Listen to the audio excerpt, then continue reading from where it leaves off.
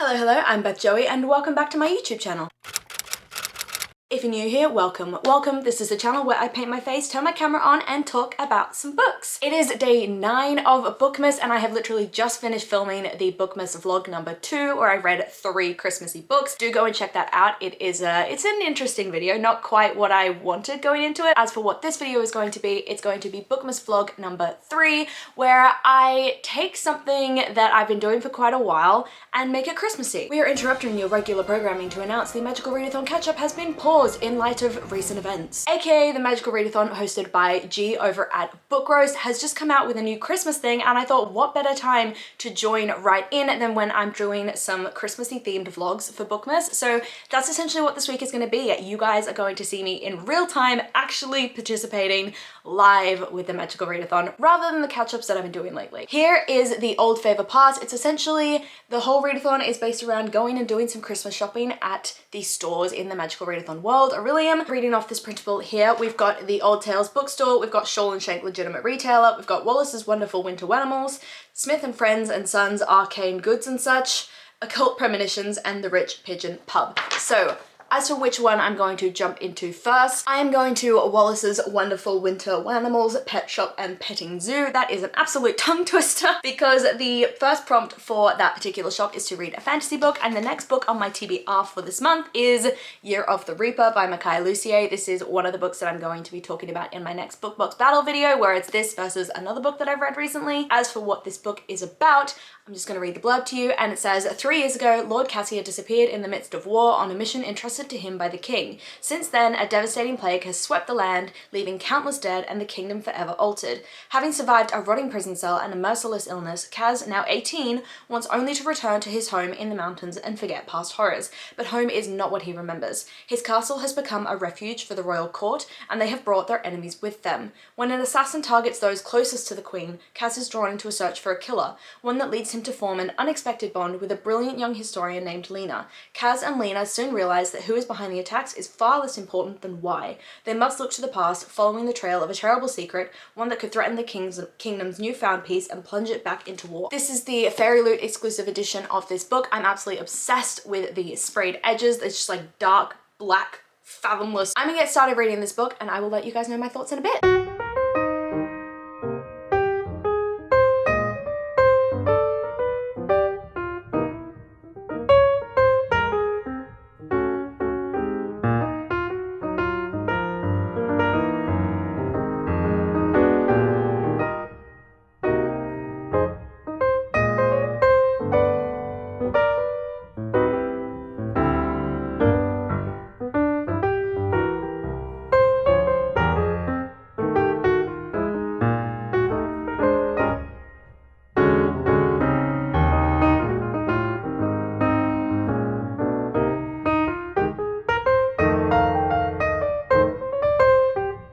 We are very, very happy today. Do you want to know why we're very, very happy today? Basically, the reason why I'm very, very happy today is because I've got my Costa coffee, 3 books have arrived, and I'm reading Year of the Reaper at the moment, and I'm actually really enjoying it. Oh, and one cannot forget, I picked up my ring from the jeweler where it was resized today, and I finally get to have it back on my hand, and you know what? There's no better feeling than finally having this back.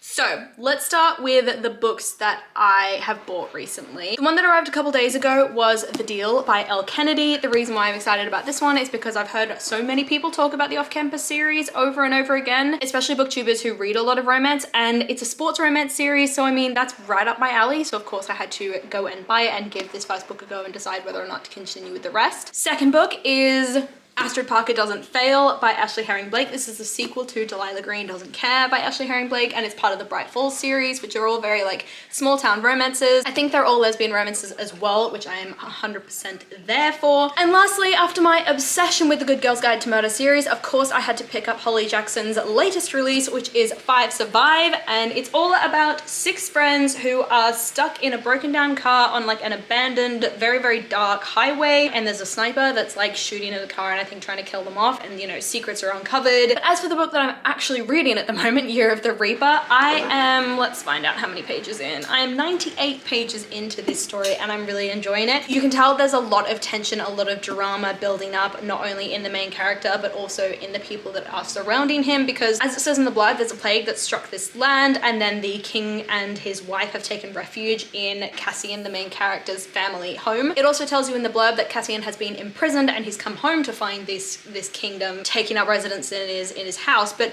what it doesn't tell you is that the king's wife is actually part of the kingdom that imprisoned Cassian. When the king and his wife tried to give him a gift to say sorry for everything that happened to him, he's like, no, I refuse to profit off of my imprisonment and my friend's deaths. So the vibes are definitely there, the tension is definitely there. It's very, very dark and eerie. You know that it's just this kingdom that's staying in his house is just teetering on the edge of just absolute chaos, and I'm so intrigued to see how this is going to grow. This is very much up my alley, very much enjoying it, so I'm going to stick to reading this, and I'll let you know my thoughts in a bit when I've read a bit more of the story.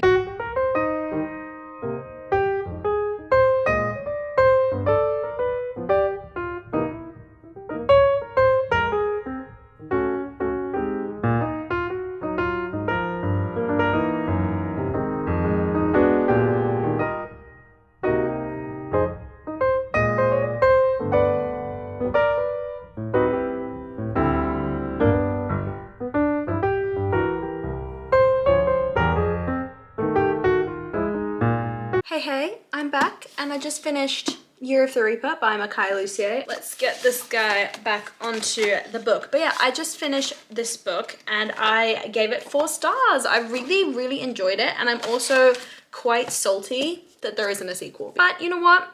That's fine. We don't always get what we want. You know, this is a standalone. We are surviving. As for my thoughts, I really liked a lot of the characters in the story. I think there was a lot of depth for each of them.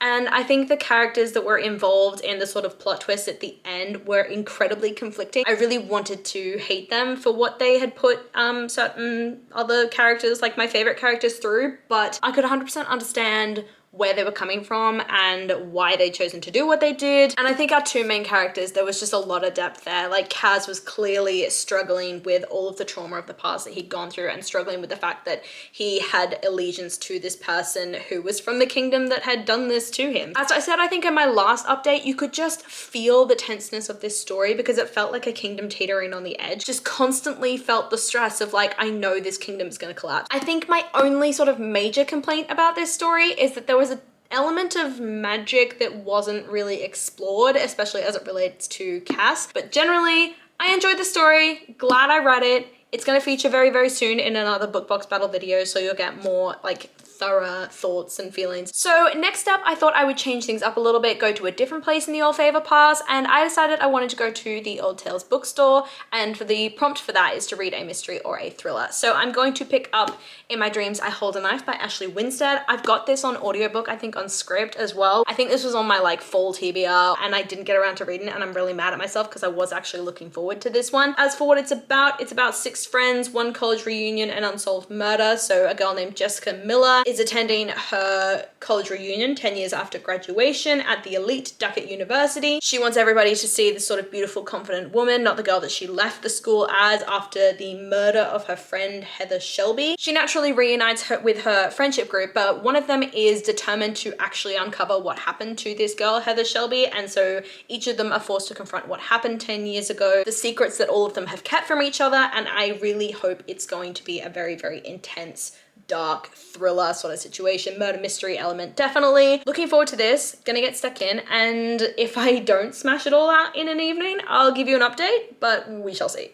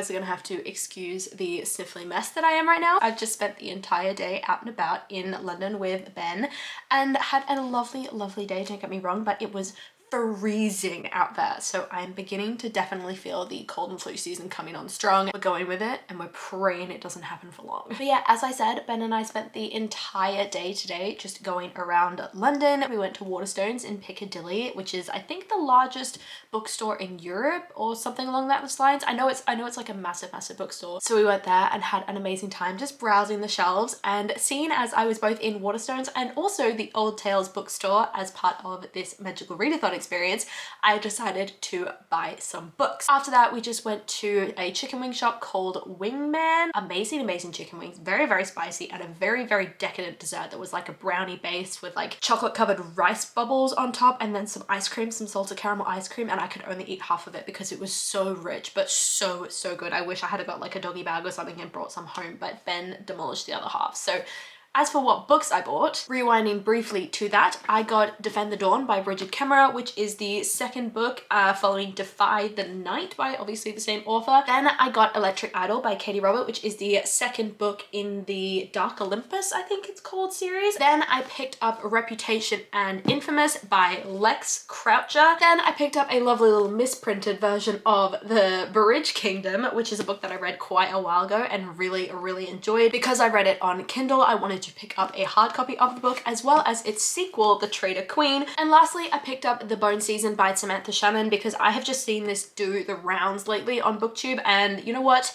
I'm succumbing to the hype. But as for my reading update, I am currently 164 pages into In My Dreams I Hold a Knife, and I mean, man, it's just the most dysfunctional and toxic group of friends that I have ever encountered in a story, and I am loving it. It's also an incredibly like incestuous friendship in that everyone is dating each other, cheating on each other, with each other. There's all sorts of relationships within the group, and they're all just so interconnected and so complicated. It is insane. And Jessica, our main character, seems to be the one person who knows everybody's secrets, which creates a really interesting sort of power dynamic. Though I will admit there is an element of her character and how she's being portrayed that is very Bella Swan from Twilight, and not in a good way, in that every single straight guy in this friendship group seems to be attracted to her, and I don't understand why. As for what I'm doing now, I'm gonna read this book and then I'm gonna go to bed because it is Monday tomorrow, which means work, and I am so tired after this weekend. It's been a busy weekend, so I definitely need to get some sleep. I will update you guys when I've read a bit more of this, maybe when I finish the book, because I don't know if I'm gonna be able to stop reading.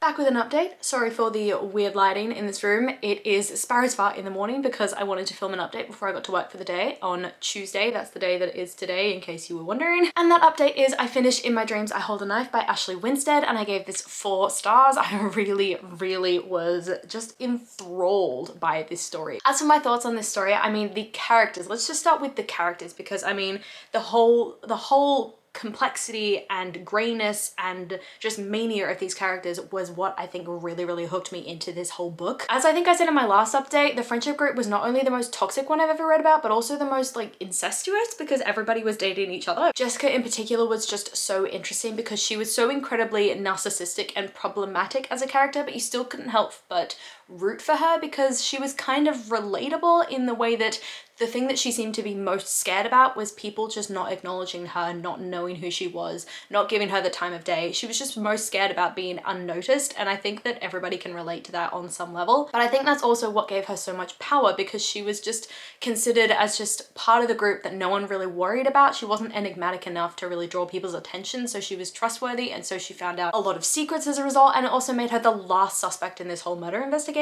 And then one other character that I want to talk about is of course Mint. If you have read this book, then you know why. Prime example of toxic masculinity. I think it was very much something he was raised into, but that does not by any means excuse his behavior in this story and the way that he treats all the different characters, especially Jessica when her big secret is revealed. He's an absolutely abominable character and I hate him with every fiber of my being. As for the rest of my thoughts on this book, I think the pacing was amazing. I loved the two separate timelines running alongside each other and how past timeline was told all out of order, so it felt really disorganized and chaotic. I gave this book 5 stars. I really loved this and I am so glad that I finally picked this up. As for what I decided to go into next, I went right back to Wallace's Wonderful Winter Animals. And yes, the only reason I moved away from it after my first book was because I knew the book that I wanted to read next wouldn't fit the prompt of animal on the cover, which is the second prompt for Wallace's Wonderful Winter Animals. So I had to move away to a different book and then come back to this one. And that is Bloodmarked by Tracy Deonn, the highly anticipated sequel to Legendborn, all about the sort of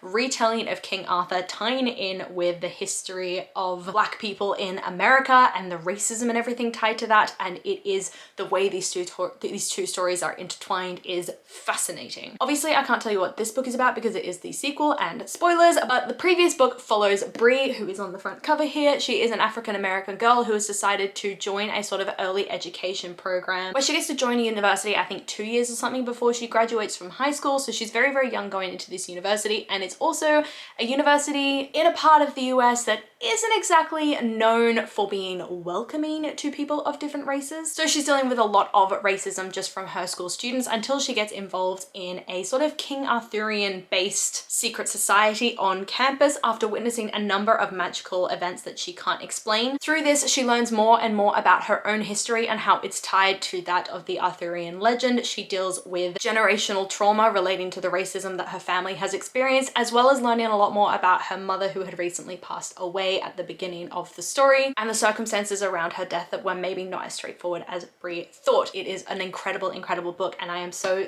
excited to finally be reading the sequel. I've read part 1 so far, which is called Strength or something, and I mean, I'm really stressed to be talking about this book because I'm so worried about spoilers and I'm so passionate about this book and this story and I'm loving it so much that I want to tell you everything I'm thinking, but I obviously can't because spoilers. I mean, the first thing that I noticed when I picked up this book again was that it's definitely a world that is very complicated and difficult to understand if you haven't done a sort of recap. I really wish I had have read Legendborn or like read some or watched some sort of recap of Legendborn before I picked up this book, because there's a lot of language, there's a lot of terminology, there's a lot of like class systems at play that I just hadn't remembered. So if you are picking this book up, I would recommend doing some sort of review of the previous just so you don't come in on the back foot. But I mean, the story absolutely skydived back into the tension, back into the drama. The plot kicked off, which I love in a story. You've heard me say this before. I love it when you're just thrown right back into the story. And it kicks off with this feeling of imbalance as well, because you're in the situation where Bree is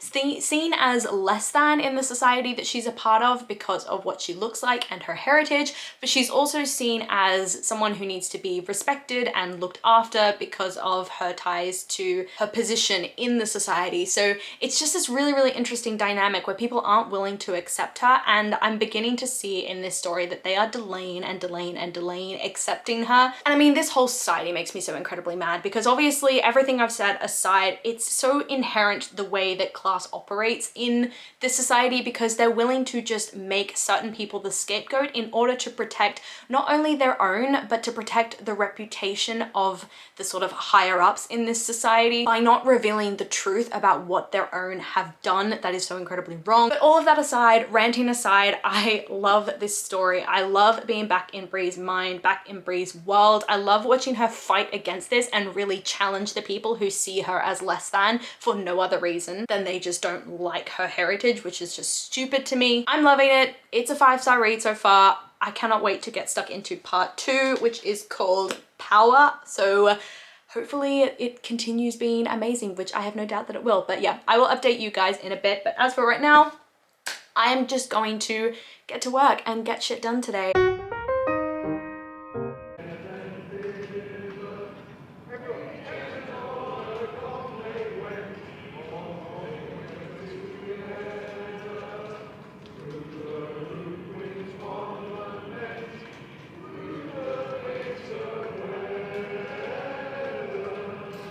Hey guys, it is Friday, which means it's been a hot minute since I talked to you. It's Friday evening, I finished work for the day. Ben is out at a work Christmas party and I have the whole flat to myself, so I thought I would get some reading done, but then I realized that I'm vlogging at the moment, so I actually need to update you guys on how I've been going. And the first thing I want to say is that I finished Bloodmarked by Tracy Dion and I loved it. This book got 5 out of 5 stars from me. It was incredible, it was amazing, it was amazing commentary, it was an amazing merging of an old legend with such like relevant themes in terms of inequality and racism. I would suck at summing this up for you guys without the assistance of my handy review where I got my thoughts out in a more eloquent form. So I'm gonna read to you what I wrote in my core pile review. I promise this isn't me being lazy, but I'm also a little bit brain dead at the moment. So this is just how we're gonna be for today. So for characters, I wrote there were so many more characters to remember this time around. I felt like I needed a crime board or something just to keep them all straight. But in the quantity, the quality definitely wasn't sacrificed because we saw moments of vulnerability and depth for William and Sel, both of which were characters that didn't have as much screen time in the previous book. The evil and the corruption of the society was definitely more pronounced in this story as the racial inequalities Bree faced came to the forefront rather than just the sort of subtle jabs from fringe members of the group in Legendborn. And I love that Alice became such a significant character as well. She added this wholesome, familial element to the story that definitely provided light when the book was getting too dark. And of course, I can't forget Bree. The story grew with her from the feeling of instability and chaos to entrapment to confusion and finally to this acceptance of her power and heritage. I loved the romantic complications as well, and I'm so glad that the romance that I was waiting for finally had a moment to come to light. As for atmosphere, I wrote the tension was so high for the majority of the story. There was always something that Bree and her friends were fighting for or running towards, but the brief moments of brevity were beautiful and perfectly placed. For writing, I said, like I said before, the story grew with Bree in the way it was written and in the events taking place. It went from instability and chaos to entrapment to confusion and finally to acceptance within the characters and their abilities. I definitely think there could have been more time spent slowly explaining things a bit better when it comes to the Legendborn and all the history, but that just might be a me thing. For plot, I wrote, again, more time definitely could have been spent on all the intricacies around the Legendborn, root magic, etc. But outside of that, I think the plot was so well driven. It remained so fast paced throughout the read, something I'm known for loving. And I like the way the relationships and the romances between the characters developed in the lighter moments and certain characters being given a larger role like Alice in order to deliver brevity was much needed. There were a lot of elements at play in the events of the story and a lot of motives to keep track of, so I'm not 100% sure where every character sits at the moment, and I can't wait for that to be explored more in the next book. For intrigue, I said I constantly found myself wanting to stop doing things I usually really enjoy in order to read more of this book, and I think that says it all. For logic, I said the logic of the main characters was definitely clear, and I think the magic system made a lot of sense, but I will admit there were elements of the magic blocking cuffs that didn't make sense in that they didn't seem to block Sel's abilities entirely, and their one rule about only being able to be taken off by the person that put them on was broken pretty quickly. But I think that's a minor and very specific point that I probably misunderstood more than it not being explained properly. And as for enjoyment, I wrote, I really love this story and I can't wait for the next one, and I'm so sad that I'm going to have to wait. So 5 out of 5 stars. I thought Bloodmarked was incredible. I really enjoyed my time with it. And so I jumped right into the next prompt for Wallace's Wonderful Winter Animals, which was a book with an animal on the cover. And I picked up The Night Circus by Erin Morgenstern because, as you can see, there's a little bird here. As for this book, I was really enjoying my time in it until I got to about 155 pages in and I realized nothing of any consequence had happened. It spent about 155 pages just on this character building, this world building, no real development in terms of the plot. And it was just a lot of build up to seemingly nothing actually happening. And there were a lot of characters to keep track of. There was a lot of confusion at the beginning when I was reading this book about who was actually involved, how many POVs I was reading from, all the different timelines that you were a part of, because it would constantly jump back and forth between time, which just made the whole story really confusing. So I decided to DNF The Night Circus at 155 pages, which absolutely killed me because I have been putting this book on TBRs for like 2 years now, and it is depressing how many TBRs this book has gone on and how much anticipation there has been for me for reading this book, and I just ended up DNFing it. That is the end of my journey with The Night Circus. But The Night Circus was kind of supposed to be the last book of this vlog, but I still have a whole weekend left, so I decided, why the hell not pick up a book that I've only recently purchased, really been anticipating ever since I heard about it, and that is 5 Survive by Holly Jackson. So I haven't read this at all. I've just picked it up. It will be taking me back to the Old Tales bookshop, and I am honestly really excited for it. It is Holly Jackson's latest novel following the Good Girl's Guide to Murder series, and everybody knows if you've watched my videos recently, I love the Good Girl's Guide to Murder series. As for what this is about, I believe it follows 6 friends who all rent out an RV in order to go to the beach on a sort of summer holiday together, and then all of a sudden, I think at 10 o'clock at night on a sort of abandoned highway, one of the wheels goes out and they hear the wheel sort of pop, only for a sniper to start shooting at the RV, making these friends try and figure out who of them the sniper is actually targeting. Old secrets are revealed, and tensions inside this RV reach deadly levels as they all try to survive the night. I'm assuming because it's called 5 Survive, there's 6 of them, one of them is going to die, hence 5 of them survive, but we shall see. It's supposed to be really creepy. I'm really excited to read this book. I don't think it's mixed media though, which obviously you know me, I like mixed media, and I love that the Good Girl's Guide to Murder series was mixed media. This one isn't, so yeah, we'll see how I feel, and I'm gonna get started on reading this book. Looking real bloody ghostly at the moment. I thought this light that I'm using was a yellow light, but turns out it's actually just a very bright white light, so you know what, we're gonna go with it. I am obviously reading 5 Survive at the moment. By the way, look at this cover. I think it's really cool. You've got like the shattered glass on the top there, bullet hole. I am how many pages into this book right now? 127 pages in.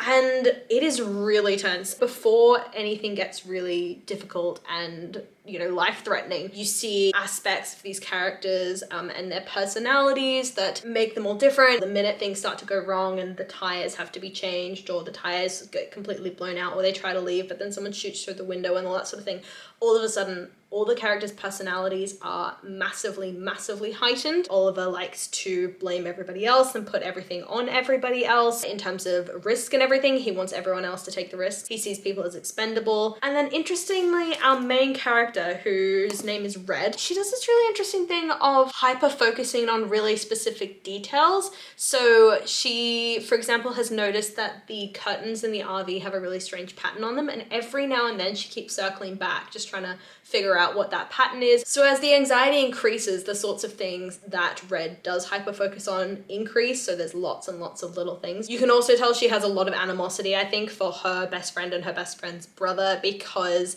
they're sort of this rich family that's taken her in, and she's definitely grateful to them for that, but she also sees them as never having to deal with anything difficult, never having to face an actual problem. There seems to be a sort of romance buddy between her and Arthur, but because of the kind of book this is, I reckon Arthur's either going to be the one with the secret or he's going to end up dead, and I'm just stressing about that. The tension in the story is really high at the moment. The characters are all very interesting. We've sort of met the guy, the sniper shooting at the RV, and he has a walkie-talkie that he's using to communicate with the people inside it, so we're kind of getting an interesting insight into the sniper's psyche as well, because he wants them to know what he's doing and why he's doing it. But yeah, it's a really interesting story. I'm not going to talk too much about the details of it because I think that will entirely ruin the plot. I'm going to keep reading and just probably smash this one out tonight, because I checked out my audiobook because I'm reading and listening at the same time, and it says this only takes like 3.5, I think, hours to read when you listen to it at 2.5 times speed.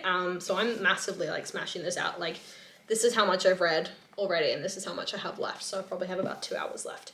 So yeah, I'm gonna keep reading and I will update you in a bit. So I'm pretty sure when I last updated you guys, I said I was nearly finished with this and that I would be going to bed, I think within like a couple hours. It is now almost midnight. I finished this ages ago, but I've been scrolling. I've been like doom scrolling on TikTok and I'm so tired, but just wanted to say very quickly, I finished this book. I'm gonna go to bed now because I'm so tired that like my eyes are watering, and I will tell you about this tomorrow. See you later. We are back and we are a functioning adult once again, and I'm gonna let you know what I thought of 5 Survive by Holly Jackson, which is primarily that I gave it 5 stars. It was amazing. The characters in this story had me wanting to cry, throw my book at a wall, rage, weep, and sometimes swoon, which was a very confusing experience for me. Red was clearly a very complicated character dealing with a lot of grief, a lot of guilt, a lot of trauma from the passing of her mother and the way that she left things and how she felt like she was responsible for her mother's death in some way. And then the manipulation of a mother-like figure on top of that. I mean, this girl had it rough. But reading through this story as she gained the truth and also also the confidence was actually a really emotional experience for me. It was really, really beautiful to watch, or read, I should say. On the flip side, Oliver was a despicable human being, clearly an abuser in the making, if not already one. I mean, I am so glad that Raina managed to get out of that situation, but I felt so bad for Maddie because she is clearly tied to an incredibly emotionally manipulative family, and I just wanted to give her a hug. The stress of this read was incredibly palpable. I mean, the timestamps every 50 pages made you feel like there was an actual countdown going on, and it would never leave the back of your mind that like time was running out because the killer had said like, you gotta tell me the truth before day breaks. And then as each secret was revealed, you knew that like there had to be more, so the tension wouldn't let up because there were more pages to go. And in that tension, I could both understand why the characters were turning on each other, but also truly hate them for it. I think the writing tied perfectly well with the story in that you would get these short, sharp moments of dialogue that would really tie in well with those tense moments and make you feel like everything was moving really quickly. But then you'd get those longer, sort of more explanatory section when a secret was being explored or someone was hesitant about something and they were sort of dithering around the subject. You get longer bits of text. And I think the way that was sort of meshed with the pace of the story at that moment was really good. And I loved the mixed media element at the end and the sort of ambiguity of that final conclusion, although that is going to drive me insane for days to come. I mean, Holly Jackson for me is one of those authors that completely can pull a conclusion seemingly out of thin air and you have no idea like what the hell, like you didn't expect it, you didn't see it coming, but then if you go back and look at the book, it all makes sense. If you were to go back and read the book again, you'd be like, oh my god, I totally see all the little hints, all the little tie-ins and everything, especially in Red's side of things. I finished this in like 5 or 6 hours, so I was hooked. I love this.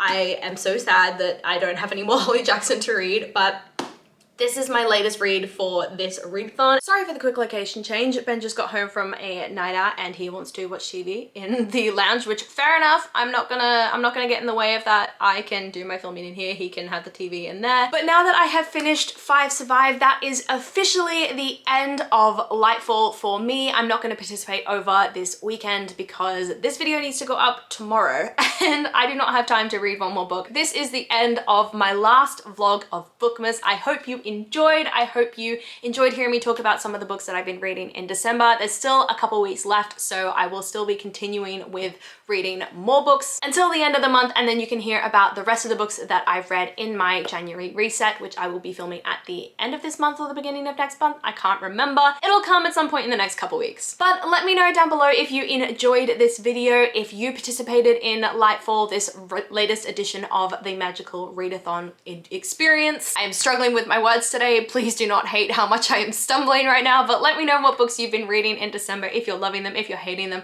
if you've read any of the books that I talked about in this video and what you thought of them. I would love to know your thoughts in the comments down below. And as always, please give me recommendations for books that you think I would enjoy, because some of my favorite books have been recommendations from you guys. So come and chat to me in the comments down below. I love talking to you guys and I do my best to reply to every single comment. I really hope that you enjoyed this video, and if you did, please do let me know by liking, subscribing and hitting that notification bell all down below. It is a super easy way to help my channel grow, and I will see you lovely people in my next video. Bye!